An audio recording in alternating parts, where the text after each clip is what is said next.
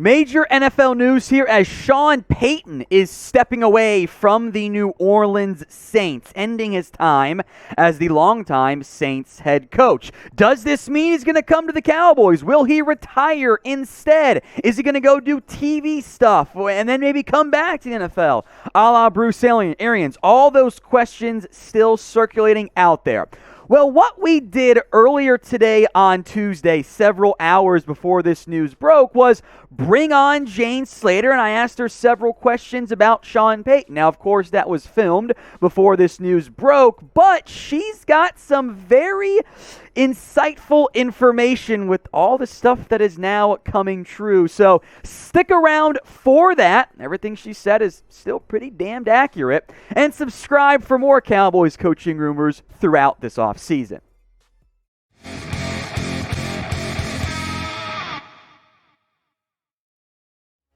Today's Dallas Cowboys Report is presented by the Fetch Rewards app. We'll tell you all about them later on in today's show. App lets you scan receipts that you get points for you can turn into gift cards. Download the app at chatsports.com/fetch. Promo code Cowboys for 3,000 bonus points. We're bringing on Jane Slater once again for the latest on the Cowboys. Jane, thanks for coming on. I appreciate it. Well, I knew we were going to have a lot to talk about this offseason, and Jerry Jones certainly made some headlines with his frustrations. I know we're going to get to that to break it down. Yeah, I'm very curious what you have to say on that one. But I want to begin with the Sean Payton situation, which in itself I think is still tied into the whole Jerry Jones situation. The rumor mill on Sean is kind of out of control. I think peaked when the owner, Gail Benson, says, I don't know what's going to happen. What are you hearing with the latest on Sean Payton? The timing of all this is fascinating, Tom, because I was actually in New Orleans last week and spent an extensive amount of time with her for a feature for the NFL Network. And she's very measured in what she says there. And for her to say that should send some alarms for folks. She didn't have to go there. She went there. She could have easily said, of course he's committed to us. He's got a contract through 2024. The issue is he has a bit of an out this year that he could get out of. And it's my understanding that there are these other media entities that are interested in Sean. And I think there are, on some levels, Sean Payton wouldn't mind being looked at the same way as, say, a John Gruden has. John, of course, had a lucrative career in broadcasting, then commanded, top earnings for the job with the Vegas Raiders. And so I think he's mulling some of his options right now, but he has been suspiciously absent for a lot of us in the media trying to get a hold of if his owner can't get a hold of him. I know that it was a very challenging year for him. Say what you will about their record this season. The fact that they put themselves in a position and won the game that they needed to get in the playoffs, the other chips just didn't go their way. And they did this with a broken offensive line, without their starting wide receiver. At one point in the season, they didn't even have their two running backs. And so he is a coach that I think is highly coveted. I think it's more likely that he would go and pursue a year in the booth. He's got a daughter who works here with us at Chat Sports, Megan Payton, who lives out in LA. Give him a chance to sort of decompress and re-energize and come back to this. I would argue he should have done it last year when Drew Brees left, because this was such a challenging year. But I do think that if the Cowboys were to pick up the phone, it would be an offer he may not be able to refuse. But it's my understanding that the Cowboys have not picked up the phone yet.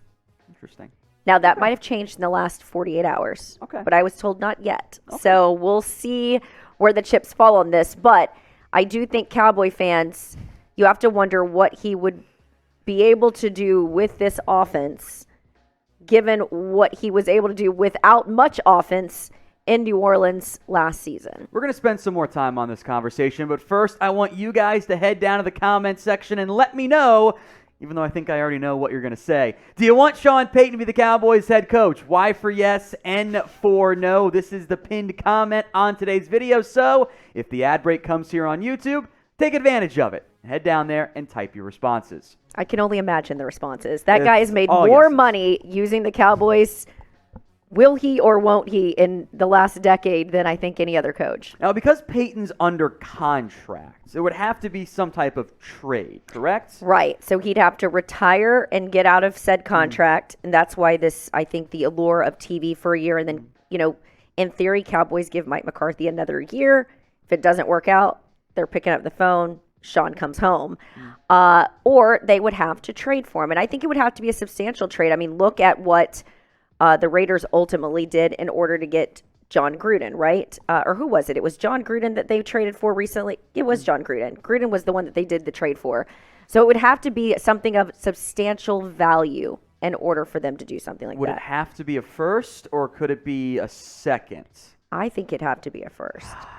And if you're New Orleans, knowing the cap hell that you've been in, the situation, you still have to find a quarterback. You got to figure out, is Michael Thomas going to be able to come back after you've paid him all of that money? There's a lot of TBDs with them. I think if you're giving up a coach that's gotten you into the postseason these last 4 seasons, that's won you a Super Bowl, it would have to be quite the haul. Now, Jerry should learn what they did with the Herschel Walker trade. You gave up a lot, but what did you get? You got Troy Aikman out of it. Yeah, worked out pretty well there in the end. So it's an interesting conversation.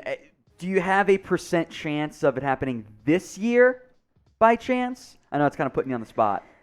I think it would be tough to get him here this year, but crazier things have happened. I just love that we've tossed around Sean's name in recent years, and this is the one that's really picking up fire. But like I said, nobody knows how to play the media better than Sean Payton. But I think what would be intriguing for him is to take a year off, enjoy a little golf. Guy is obsessed with golf. And just, it's like Tony Romo. Tony Romo didn't expect to stay in the booth as long as he did, but it's a pretty nice gig if you can get it. Drew Brees ultimately left because it was a pretty nice gig if you get it. These gigs don't come around all the time.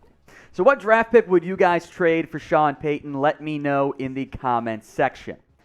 As mentioned, today's show is presented by the Fetch Rewards app. Download it today at chatsports.com/fetch. And when you use promo code Cowboys, you'll get 3,000 bonus points. The app's pretty straightforward and easy to use. Once you download it, sign up using the promo code Cowboys. Scan all the receipts you have, whether it's from your restaurants, your grocery trips, your local mom and pop shop, whatever. It will give you points for all the receipts that you download or scan, Then you can, as you rack up those points, use them to redeem for gift cards to Amazon, Starbucks, wherever. Tons of options are available. You can use it for any of your receipts out there, even if it's just the random local minor alcohol store. You can use that as well. 3,000 bonus points when you use promo code Cowboys. Remember to use that. I'll put the promo code and the link, chatsports.com/fetch, in the comment section as well. Rack up those points, then redeem them for gift cards. Amazon, Starbucks, Walmart, etc. It's kind of like your credit card, right? You get points for using your credit card. Well, get points for scanning your receipts as well. chatsports.com/fetch, promo code Cowboys. Let's head now to Jerry Jones. And I listened to the Friday mid-morning interview on 105 The Fan. I was very intrigued by what Jerry did not say. He was kind of asked about Mike McCarthy, etc. He basically refused to comment on any of that, which I was a bit, at least, intrigued by. What do you think is going through Jerry's head right now? Did I not tell you this the last episode? I said it wasn't what he said, it's what he didn't say post-game. And then he had 5 days, 6 days to think about it. 5 days, doubled down. And it reminded me so much of the way he wouldn't commit to keeping Jason Garrett around and the way he wouldn't commit to Mike Nolan and Jim Tomsula. Now, it took him a bit, and as I've said with Jerry, what I appreciate about him, people can say whatever they want about him as an owner and GM, he really takes in a lot of information. And as it was described to me by someone in the building, he'll walk out to the guy that picks up his trash and say, what do you think about the Cowboys? How can we do this better? Now, a lot of people would have argued, well, you can do it better by getting a GM. That's never going to change, right? But I will say this about him. Of all the owners that I've ever sat down with, he does care. He does know the personnel, and he does want to win. That is authentic. But I just keep going back to the comments that he's had in the last couple of years. The window's closing. I don't have time for a bad time. That was about as bad of a time as you could possibly have. And especially when you look at the football that was played this weekend, Tom, the 49ers and Tampa and Green Bay were beatable. But I don't know. I think you've got the personnel on the team, and talking to some people inside the building, they believe they have the personnel inside the building, but they felt that they were at a competitive disadvantage from a coaching standpoint. And if Jerry felt the same sentiment walking away from looking at those games this weekend, I would not be surprised if he's out there picking up the phone and making some calls. I also heard that they are pushing back some coaching exit interviews. Now, when I reached out to someone about that, they confirmed that that was in fact true, but they've done that in years past. Well, guess when they've done it in years past? 2019. So I don't know what to make of it. It could also be Jerry saying, I still want to be in the headlines. Here's how to do it. Put them on notice. But I think there were a couple of things that Mike McCarthy did after this loss that didn't sit well with Jerry. In fact, I know they didn't sit well with Jerry. To say that you hadn't watched the game yet when you go on the radio shows in the morning, whether you had or you hadn't, lie like you did in your press conference when you said that you watched all the film and you got to do what you got to do to get the job. I was at that presser and you felt the uncomfortable laughter, right? Because you felt like this guy sold me that he did all this work on us and all this prep, and now he's admitting he thought it would be tongue-in-cheek. And so the joke didn't land there. Yeah. So it didn't land when he had the interview. But then the other thing that stood out, we've talked about this. What do we give Mike McCarthy credit for? Because Dan Quinn, it is so clear that defense has turned around because of Dan Quinn. And even when the special teams plays have gone their way, who's responsible for that? John Fossil. When there's been frustration with the offense, we're quick to point the finger at Kellen Moore, Dak Prescott. But where's the finger pointing for Mike? Well, Mike has told us he doesn't call the plays because he told me if Kellen Moore, if you call it, you install it. So that's Kellen. But he has told us that he gets the team ready, prepped, mentally prepared for the game. He told us that the team had anxiety. You could feel it in the team prayer. They were anxious. Tom, I don't know about you, but when I have any big assignment, if I am adequately prepared for it and I've done the homework, I'm as confident as anyone standing up here talking to you about the material. When I'm not is when I have anxiety.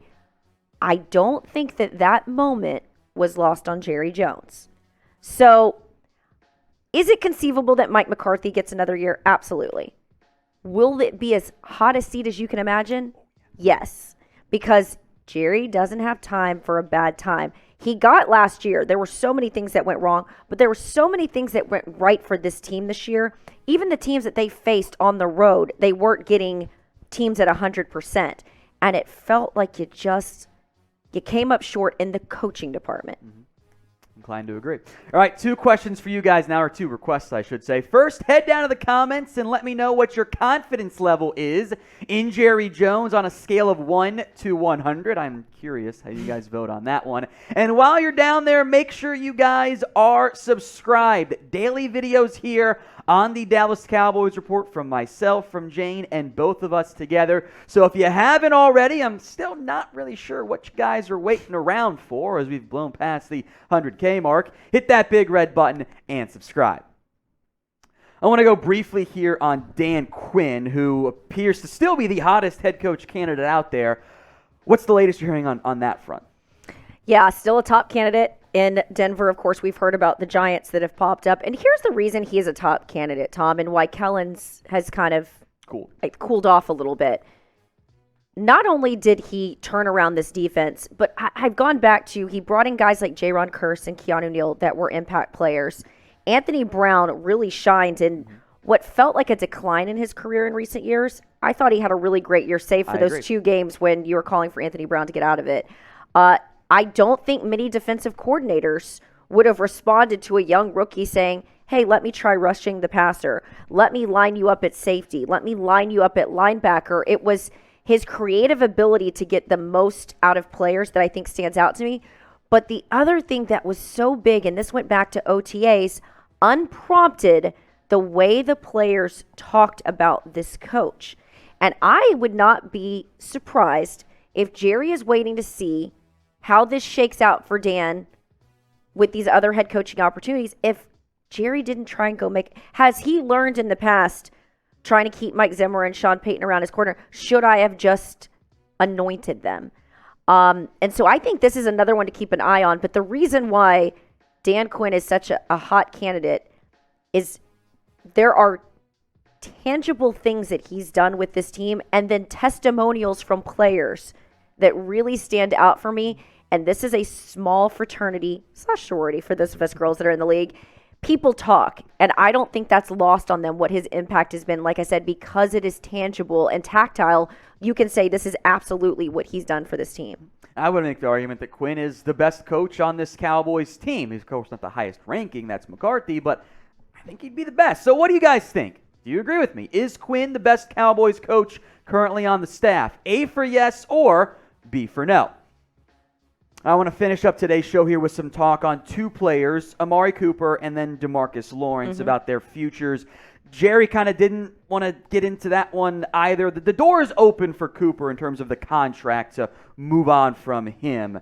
Have there been any major conversations on that front? Obviously, there's still plenty of time for Dallas to make that call. It's a challenging one because I thought he was fairly vocal this year, then you had the COVID vaccination thing that was, you lost him for a couple of games, and it felt like he was dusting off a little bit of the rust. You can't make the club if you're in the tub. Stephen Jones has said that to us over the years. So I think that was frustrating. And then the fact that he pulls himself out of games when he's not feeling great, something he's done going back to Alabama. But he's also the type of guy, when you've got games like Minnesota and you put him in there in the fourth quarter and you get Cooper Rush to throw that touchdown, you win the game on the road. Incredible play by Cooper. He's such a technician. I think he makes that room better. There is value, I think, in having Amari Cooper on this team. But when they made the deal, you had to ask yourself, well, you've got CeeDee Lamb, you've got Michael Gallup. Is Michael Gallup going to command this huge salary on the open market? I don't know. I think the second injury hurt him, and that's unfortunate. But you also have guys like Cedric Wilson and Malik Turner who stepped up. And so if you're the Cowboys, you're kind of looking at that wide receiver room and going, we've got a lot of depth here, but we've also got this chess piece. What do we do with it? So I think that's why anyone can say they've got an idea on this, but I don't think they do. The only people that really know are Steven and Jerry. And as I've done these contract negotiation reporting over the years, they were so hell-bent on not paying Dak Prescott the money he got, then they did it. They were so hell-bent on not paying the money to Ezekiel Elliott because he didn't deserve Todd Gurley money, and they did it. And so it's hard to predict exactly what they're going to do, but I do know that they fall in love with certain players. I just don't know how in love they are with Amari Cooper. I mean, he made some comments about Amari Cooper that were a little shocking to me. He kind of made very similar comments about Dez in the past, if you think about it. So I think that's sort of what stood out to me a little bit. What about DeMarcus Lawrence? You mentioned the tub line from Stephen Jones. Well, What's the issue with Tank this year? He missed so much time when he was out there. He's impactful, but he's got a fairly massive cap hit coming as well. That's another one, TBD. I think it also depends on who's your defensive coordinator. If you've got Dan Quinn there, look at what Dan Quinn was able to do without DeMarcus Lawrence on the line. And you're getting guys like Neville Gallimore back next year, and there's a big upside on Neville Gallimore. What do you do with Randy Gregory? So I think there's a lot of moving pieces around DeMarcus Lawrence that it's hard to say definitively what they're going to do with DeMarcus Lawrence until they figure out this other stuff. Because like I said, if I had Dan Quinn as my defensive coordinator, I would say, he can figure it out with another guy. I don't know what the next guy can do. Now, it's rumored that if Dan Quinn was to move on, that Joe Witt would be promoted to DC. There seems to be a lot of equal confidence in Joe Witt's capabilities. So again, a lot of moving pieces there. I do know that there's a great respect for him. Listen to Micah Parsons talk about DeMarcus Lawrence. So I know the locker room would hate to see him go, but it is a business at the end of the day. Well, we will have you on plenty more throughout the offseason as these decisions get closer and closer. Always a bit dicey in Cowboys land. So, Jane, thanks again for stopping by. What's going to be fun is after Combine when we get to see Jerry. That's when Jerry and Steven tell us all sorts of things. So talk to me at the end of February, top of March. We'll have some more insight.